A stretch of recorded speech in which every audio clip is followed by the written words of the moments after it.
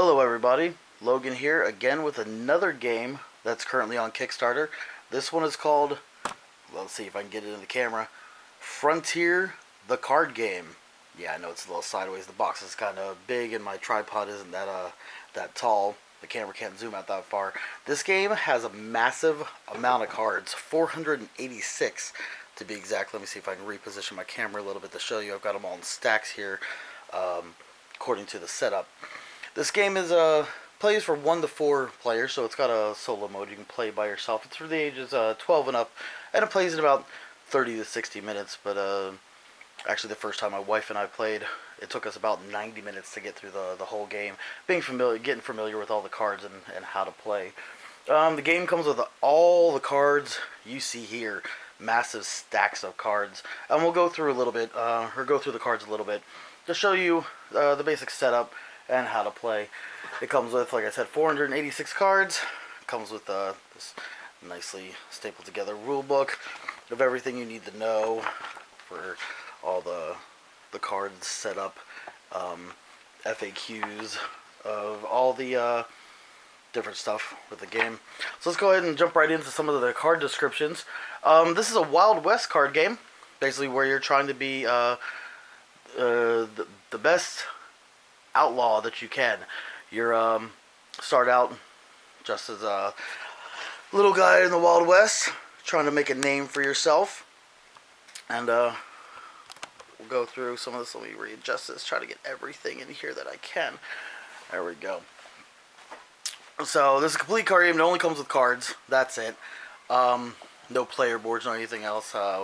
I think it should have a setup board at least, but we'll go over that at the end during the review. So let's go ahead and take a look at some of the cards you have here. These 3 top cards right here in the tableau right here are your shop cards, your store cards.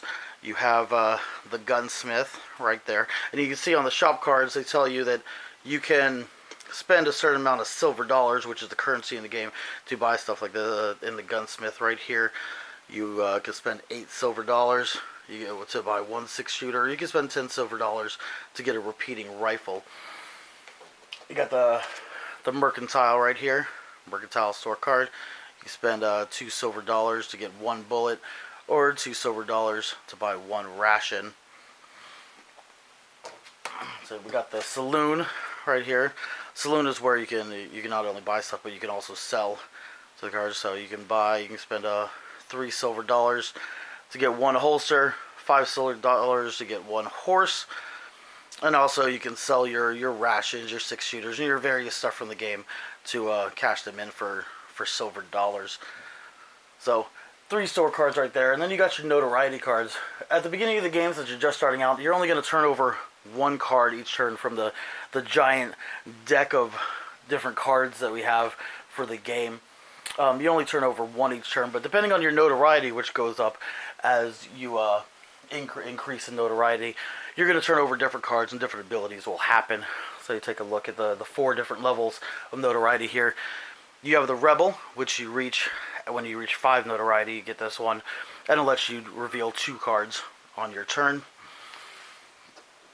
Let's see, we've got the gotta fix my stack there. Got the Gunslinger is the next level, which you'll reach at 10 notoriety, and it stays on your field. You can receive an extra bullet with every purchase. Duels cost 1 less bullet, and you reveal 2 cards on your turn. The next level up is the Outlaw, which you reach at 18 notoriety. Purchases that require 2 or more silver dollars now require 1 silver dollar less to purchase, and you get to reveal 3 cards on your turn. And then the last, not least, is the Desperado level, which you reach at 25 notoriety, which bounties in your bounty pile increase by 1, and you reveal 4 cards on your turn. And the basic principle of the game is you're trying to reach the most bounties in your bounty pile, and you get them by doing various things during the game, as well as having a different notoriety. Now you've got all these different stacks. This is the suggested setup. It says for these supply stacks right here to have them accessible. This is the second row, is all supplies. Have them accessible, like maybe in the box, in an organizer. Since this is the prototype that came to me, I don't have an organizer in the box, so I can't show you that. But hopefully the game will come with one. The creator, Josh McMurray, has told me that they're working on one so that all the cards can be sorted out. But basically, you have stacks of bullets. This is a giant stack over here on the left. Next, you have holsters. You need at least one holster to hold your gun. So you can't obtain another gun without having a holster in your inventory. We have horses. It's the third stack right here. Rations, repeating rifles, which actually holds 7 bullets. 6 shooters over here all the way to the right holds 6 bullets, obviously 6 shooter. Repeating rifles 7. And this giant stack right here is silver dollars, which silver dollars are the currency of the game. You can see supply right there. Horses help you out because certain things have you, or if you need to flee, they're required. You do have horses. Rations can be cashed in at the beginning of the turn to gain you 2 stamina. On the first part of the turn of the game, you can gain 2 stamina, or you can pay it to some of the different stuff you're going to encounter in the Frontier deck. So I have the basic setup here. This is my field down here that you can barely see at the bottom of the screen.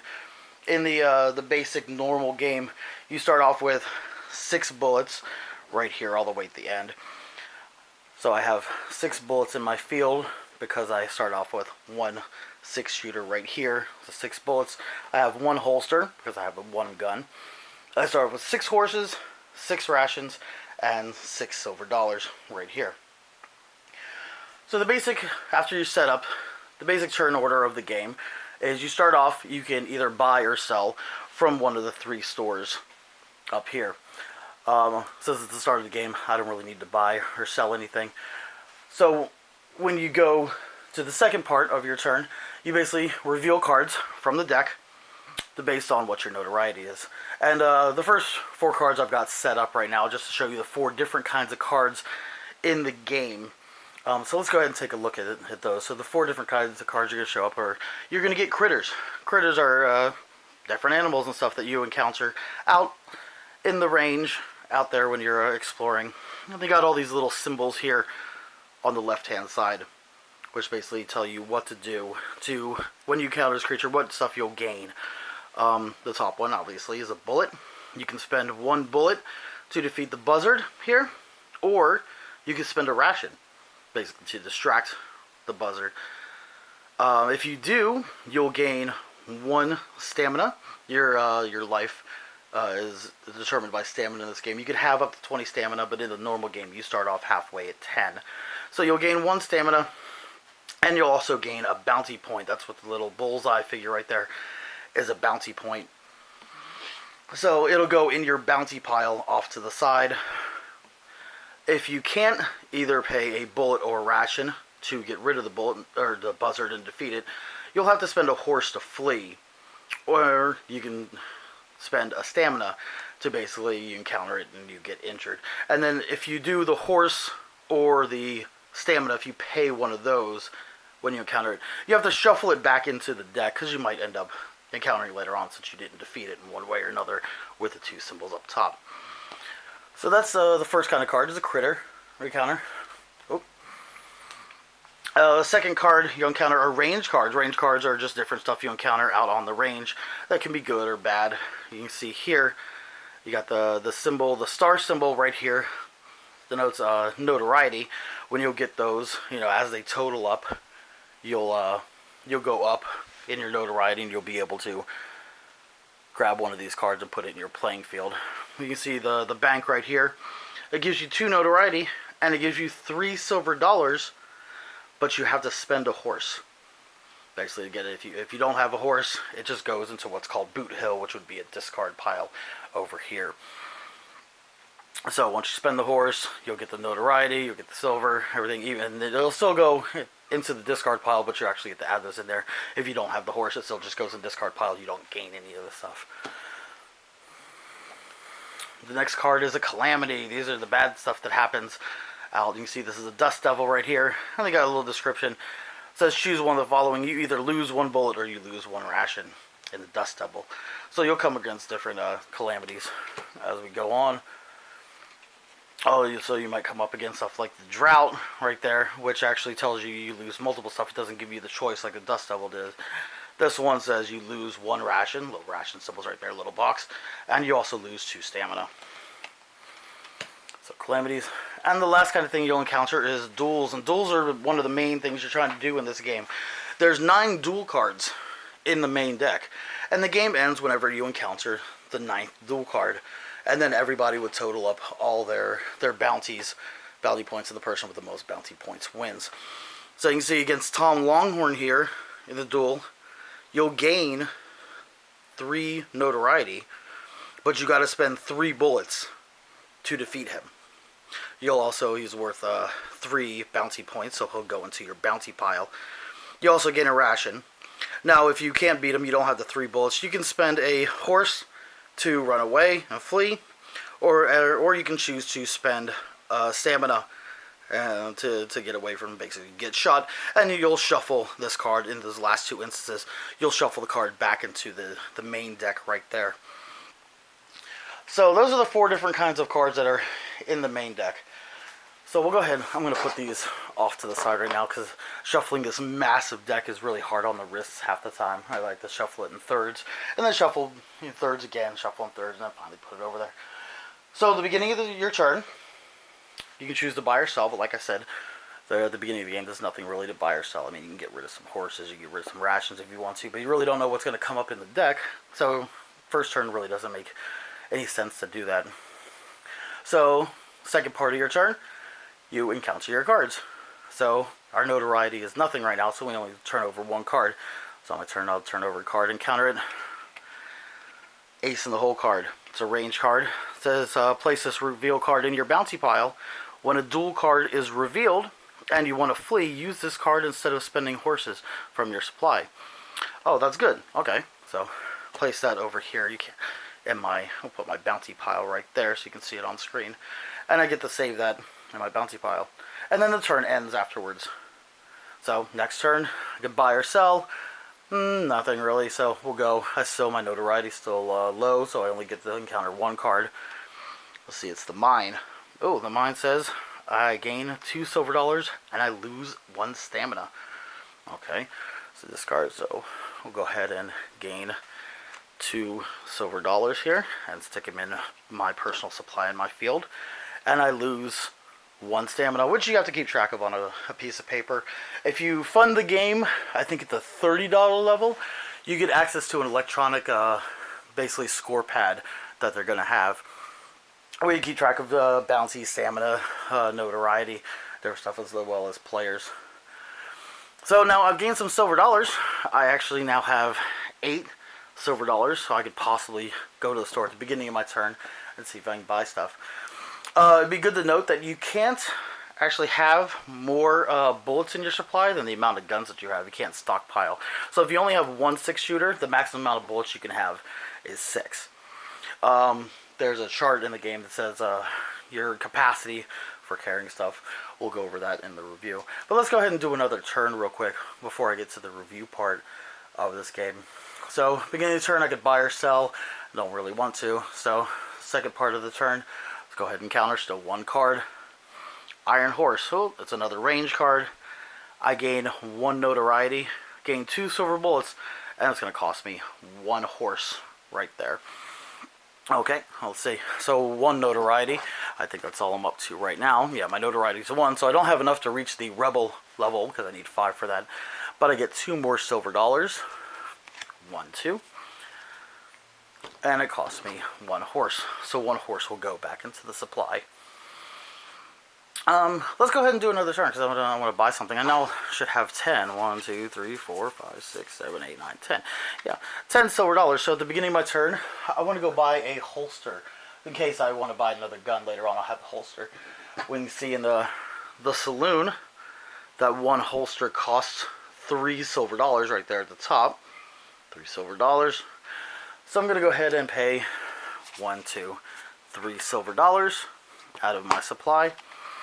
Put it back in the main supply, and I'll go ahead and obtain a holster card and put it in my supply. So now I can actually carry another gun, either a repeating rifle or a 6-shooter, whichever I decide to buy. I think 6-shooters are 8, and the repeating rifles are 10. So what I have 7.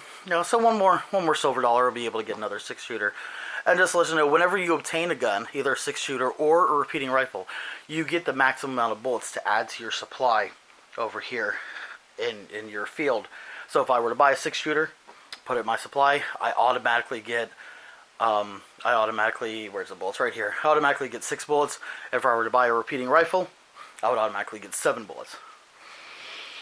So that's the basic gameplay, basic turn order gameplay, and showing you a little bit of the cards and everything. It's a really fun game. All cards, 486 cards, massive amount of cards. So let's go ahead and get to the good, the bad, and the ugly. So the good part of this game, it really simulates different stuff in the Wild West. You go out trying to increase your notoriety, trying to be the best gunslinger, the best outlaw you can be, biggest bad person in the Wild West. I really like it. It goes pretty quickly, especially in the beginning. It's really easy to understand, really easy to play. You encounter your cards. The pictures are gorgeous. The cards are organized really well. The bad part of this game is it takes up a lot of room on the table. I mean, this is just like half of my table has taken it up. When me and Gothylocks were playing, she was able to fit on the other side over there with her area.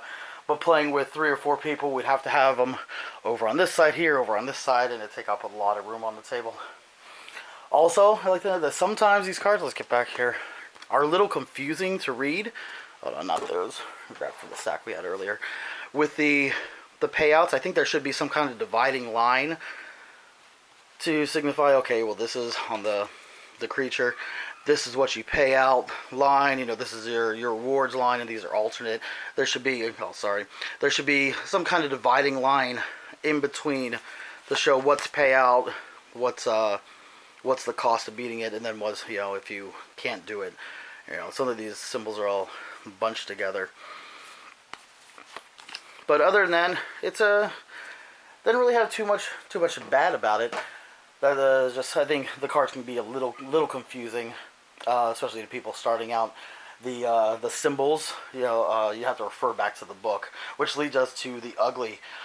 As always, I don't like having to refer back to a rule book for different rule gameplay. I think this game could use at least 4 more cards to be 490 cards. I think you need a card that is like an index for your symbols, and maybe on the flip side, turn order, different stuff you can do, so you don't have to refer back to the rule book. It also has capacity on there. I mean, because sometimes it's hard to just keep track. It's like, oh, okay, how many horses can I have? What level are you playing in? How many holsters am I allowed to have? How many bullet capacity can I have? I think a little playing card that has descriptions of the symbols, so you don't have to refer back to the book. And then turn order, everything, and capacity on it would really benefit this game, as well as an organizer. Well, like I said, Josh McMurray said that he's gonna have an organizer for the box, but right now, all these stacks of cards are basically just plastic bags in the box for me right now. So hopefully he comes through on that, comes through with a little organizer. But it's still a really fun game, even with all the cards and taking up a lot of room. Still a really fun game, really good to play. I think once you get used to all the symbols and how to play it, it can play in 30 to 60 minutes. But like I said, when Gothylocks and I played it the other day, it took us about 90 minutes. It was an hour and a half by the time we were completely done. She won, by the way, as usual.